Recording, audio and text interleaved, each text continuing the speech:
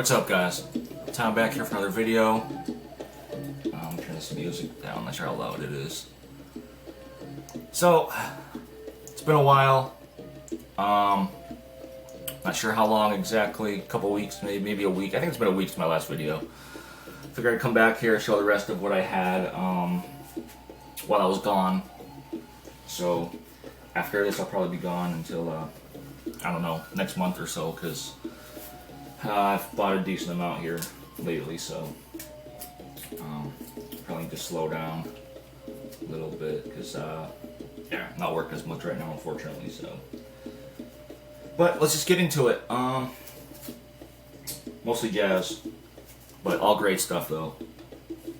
First up here, this is just a rebuy. This is Mingus Moves, or Mingus, one of his 70s releases. I know this gets some love on the Facebook groups, and it is really, really good too. I've had this before, and I tried looking for it when everybody was posting it up. I couldn't find it, so I had to rebuy it. 1974. Usual Mingus crew. You got Don Pullen, Danny Richmond, George Adams, Ronald Hampton as well, and then Doug Hammond also does the vocals on the track Moves. So it's just on a regular Atlantic label. No, nothing too sexy there, but I figured I'd show it anyway. Definitely one of Mingus's better later releases. This is what we're listening to right now, actually. I'm not sure how well you can hear it. Maybe I'll turn it up a little bit. So this is what we're listening to right now. This is, I believe it's pronounced Wally, and the Afro-Caravan. Sorry. Home, Lost and Found, The Natural Sound. That's what it's called. This is from 70 on Solid State. It's really percussion heavy, as you could hear. Kind of like an Afro-funk, Afro-jazz album. It's really good. So, back, front, gatefold, which doesn't even open all the way because it hasn't been opened, I guess, in a long time.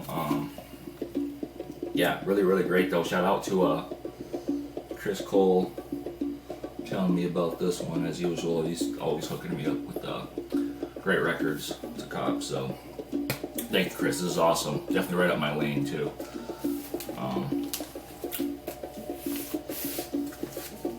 Show the Solid State label they showed before. Yeah, so like you hear, it's just drums basically and flute, but just great, amazing playing. So the kind of story behind this is, you would think maybe it's like a group from Africa or something. It's actually, he's from Texas. I believe it's where the group originated. And it's kind of interesting story behind it. You could look it up online. I'll try to leave a link in the description if I remember, but it's really great stuff. They have actually an unreleased album as well that they recorded shortly after this, but since this one didn't really do well commercially, like everyone loved the music, but commercially it didn't do too well, so they never ended up, Solid State ended up passing on the second album. They never ended up getting released anywhere, so apparently it's all recorded and done, it's just waiting to be released, so hopefully that happens one day, but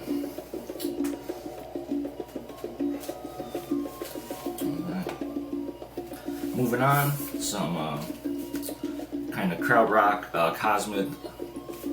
The name of the album is Cosmos, Cosmic Music from Black Country. From the Black Country, I'm sorry. This is more of like an archival release, released this past summer, 2015. In August. It's actually a Belgium crowd rock, cosmic, improvisational group. Show the finals on colored vinyl. Yeah, really great though. Like I said, it has elements of crowd rock, definitely synthesizer, so maybe it's more on that side. I don't know if I'll be able to see it, but the dark red and green and black. I'm sorry, green and black vinyl. Hopefully you can see that. Yeah, excellent stuff. Haven't really seen too many people talk about this one, so I found it through Red Scroll. Ended up picking it up there, so this one has a bit more green in it, I believe. You can see that one better. But yeah, just amazing stuff. The leader of this group was actually Alan, I think it's how you say his name, Alan Neffy, or Neffy, I believe it's how you pronounce his name. But just really, really solid experimental space rock, you know, in that vein. And most of this is just rehearsals and one live track, I believe, that was caught on tape. All live improvisations, no mixing, no dubbing. Just great stuff. Recorded between 73 and 78, I believe. So, really cool find there. Definitely love to find more stuff like that. Just kind of getting into that sound. There might still be some more recordings for them floating around. Who knows if there is? That would be awesome. But I definitely recommend this. I'll leave samples as always. I believe it's on YouTube. Most of the tracks are on YouTube. So moving on. Haven't even opened this one yet. This is Weldon Irvine. One of his last live performances before he committed suicide, fortunately. This is April 3rd, 1999, live in Nashville. I think this was actually recorded at a hip-hop festival. 91.1 FM, WRVU. Anyone in Nashville, that area, are you familiar with that station? Still around. Yeah, produced by Egon, Stone's Throw, so really cool. This was released in 2000, but recorded in 99. Only a couple tracks. It's more like a 12-inch, not a full LP. I think it's actually supposed to be just like a radio promo thing. Yeah, but it's still cool to have. Find it for pretty cheap, so. Another one I found at Red Scroll that Tony passed to me, so thanks, man. Gotta open this one soon, check it out. But and I know it's gonna be good. It's Weldon Irvine, so can't really go wrong with him. Speaking of Tony, actually, and ESP disc, Paul Bley Quintet. I think it's called Barrage on ESP disc. This was recorded in '64, I believe, but not released until '65. With some excellent players on here. You got Marshall Allen, Dewey Johnson, Eddie Gomez, Milford Graves, and Paul Bley. I believe all the compositions were Carla Bley's songs. Yep. She also did the splicing on one of the tapes. Tape assembly on the track Barrage with like Carla Bley, so that's pretty cool too.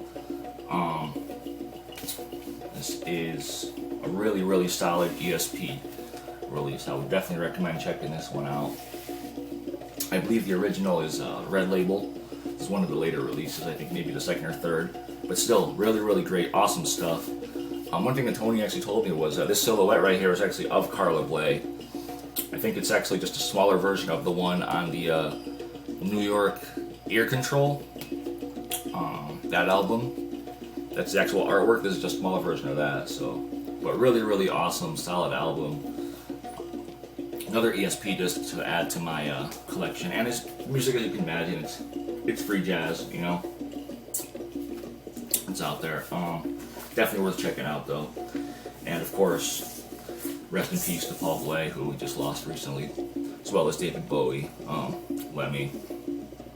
Anyone else I might have missed, but I know everyone's really talking about David Bowie, but Paul Bley definitely impacted me a lot more personally in my musical journey, so to speak, than Bowie, for sure. And me personally, I know Bowie definitely had a bigger impact in music in general, but just for me personally, this guy was definitely where it's at, especially for piano players, pianists. He was just one of the best. So, too bad we lost him. And to keep it going here, Paul Bley. We got the Paul Bley Group. This is one of his later releases on Soul Note, the Italian label, an offshoot of I can't remember now, but you guys know it's Soul Note, and you guys know what I'm talking about. The other label there it's affiliated with. soul note label there, pretty cool. I can't remember what the other label's called. It's a really well-known Italian label too. It's gonna kill me now until I remember it. But anyway, Paul Bley's from 1986, recorded in 85. Italian-only release, even though it was recorded in New York City. So you got Paul Bley piano, John Schofield on guitar, who was a great guitar player, doesn't really get talked about too much. Steve Swallow on bass, and Barry Alshall on drums. So definitely solid release. Really great playing. Some of the tracks maybe aren't as great as they could be, maybe because they're not Carla Bley compositions. Yeah, where I could tell, Ornette Coleman, Paul Bley, most of them are Paul Bley. One of them is Carla Bley, the track Syndrome, which I believe is on another album as well. So, which makes sense, but really great stuff, another one from Paul Bley. So, awesome. Alright, moving on here. This record I've been after for a long time, and this is kind of like half and half. I'm half happy, half kind of sad that I bought it, but Noah Howard at Judson Hall. This is definitely a beater copy. It's not one I'm probably going to be keeping forever. I will be looking for an upgrade, but for now, it was kind of cheap compared to, you know, what original would cost. But we're definitely really happy to have this. Once again, an ESP disc from 1968. I believe it was recorded in '66 in New York City, Judson Hall. Yeah, this thing is just completely unglued at the bottom. It's just dirty all over, but you know, seam splits, top and bottom. Looks like someone glued it a little bit, but didn't do too good of a job. But the record itself isn't bad at all. Definitely has some surface marks, but it plays through pretty well. A little bit of noise, it's fine. So if I could just find another cover, I'd be happy. But still, just really happy to have the music at least. Amazing playing. And you guys know Noah Howard is definitely one of the best saxophonists, in my opinion. Dave Burrell on piano, Rick Colbeck on trumpet, who's got a record of his own, which is definitely quite collectible. Pretty hard to find. Norris Jones or Cerrone on bass, Catherine Norris on cello, who just kills it in the cello. And she also played cello on, what album was it? On Bill Dixon's Intents and Purposes, I think she played cello on, which I think came out a year before this one. So, I know it was great playing on that too, but yeah, really happy to have this. Noah Howard, Judson Hall. Kind of bummed about the cover, but if somehow anyone has a cover they want to sell or trade, you know, even if it's a little bit beat, I don't care, as long as it's better condition than this. But yeah, it is an original, so happy to have that.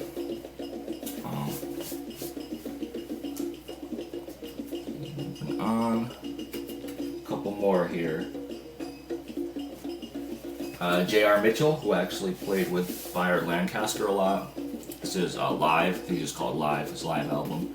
Came out in 1980 on Doria Records, which I'm not familiar with Doria Records at all, but this is really more of a post-bop album compared to his work with Byard Lancaster, who was a lot more kind of out there, maybe deeper spiritual stuff, but this is a great album in its own for sure. Got Sonny Smith on piano, who is just a great piano player. Who else is on here? John Neves on bass, Gary Hammond on saxophone. So definitely a really solid album, and you can be had for usually pretty cheap too. You can find it. Definitely recommend it. J.R. Mitchell. I believe he only had 3 albums that he worked on, or 3 that are on Discogs at least. There could be more, but from what I kind of researched and looked into, I've only found those 3. So definitely a great player though. Worth checking out for sure. I was just watching James Buttery video. He just picked this one up too, so it's awesome, James. Congrats. Awesome album. And I'm really psyched to have this too. I found this around the same time I found that Noah Howard, so that was a great day for me, as you can imagine. Byard Lancaster, It's Not Up to Us, his first album on Vortex from 1968. Just amazing spiritual jazz stuff here. Byard Lancaster is one of those guys that everything he does is great. Can't go wrong with him, you know. Got Jerome Hunter on bass. Just lost the, there it goes. Jerome Hunter on bass. Sonny Chirac on guitar. Eric Dravitt on drums, and Kenny Spieler on conga drums. So, not familiar with him, but all in all, excellent album. Like I said, spiritual jazz. Definitely, when it gets going, it definitely gets going. Really great stuff. Highly recommend this one as well. And is on the Vortex label, which is just a great label on its own. I believe Sonny Chirac's album, Black Woman, I think, came out on this label, as well as another album that I have, which the name escapes me now, but I found an album at Goodwill recently, not too recently, but some months back, I think this was during the summer, that was on Vortex as well. So just really, really psyched to finally have this though. I've been after any Byard Lancaster I could find for a while. His stuff's usually pretty hard to find without, you know, having to actually pay for it. So definitely psyched to have this. Really decent shape too for the price I got it for. So that was cool. And lastly here, this video, it's going to be a human arts ensemble, Under the Sun. This is the reissue, obviously, on Arista Freedom from 75, I think this is. Yeah, 75. The original came out like 74, I think. So these guys kind of came out of the AACM camp and the Black Artist Group out of St. Louis. That whole clique and like you know, that whole crew. So definitely great, and a huge group on here too. You got James Marshall, who's actually leading the group now because they're still playing. Charles Bobo Shaw, who I guess was like the leader back then. Marty Elric, who was, I believe this was his first appearance on record. Oliver Lake, Lester Bowie, we got Butch Smith, Abdallah Yaqub, who I've heard of before, who plays percussion. That's pretty much it, but yeah, I think it's pretty funny. It says recorded in July 1973 in St. Louis, Under the Sun. So I guess that's where the name came from, was just albums recorded under the sun. But the first pressing of this, first and second pressing, actually, are limited editions. The first one, I believe, was just limited to 500 copies, and I believe was hand numbered. The second one was 1,000, not numbered, but there's the Freedom label there, as you guys know. Either way, it's happy to have the music. First two copies are a lot more collectible, obviously, but they're a lot more expensive, so either way, the music's fantastic. I highly recommend it.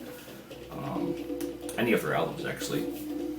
The other album, Spirit of Dharma, or Whispers of Dharma, I believe it's called, it's great as well. I believe it has a Arista Freedom release as well. So, but yeah, like I said, James Marshall's still leading the group.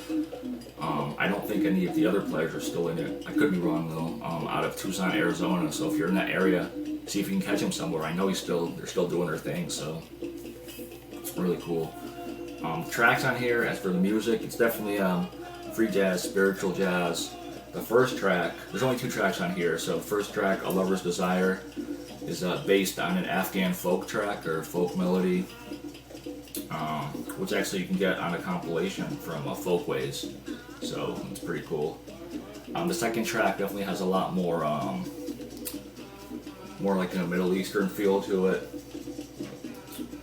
and a bit more maybe exploratory, I would say. But both tracks are really good. You know, definitely worth checking out. This one actually isn't too expensive either, so highly recommend it. So that's it, guys. Cheers, sorry. Still kind of just waking up, so maybe that's why I'm a little bit out of it. But thank you for watching. I'll be back when